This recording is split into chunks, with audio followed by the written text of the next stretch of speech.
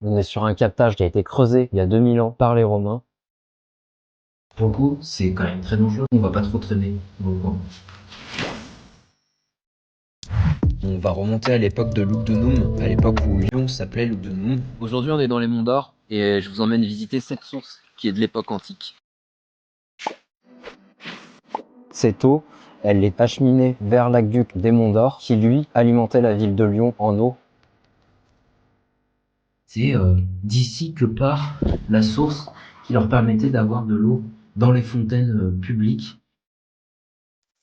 On est dans une salle de captage. C'est la salle qui a vraiment vu passer les âges. Ils venaient inscrire leur nom pour dire qu'ils étaient passés, ou bien parfois même pour juste être payés en fait.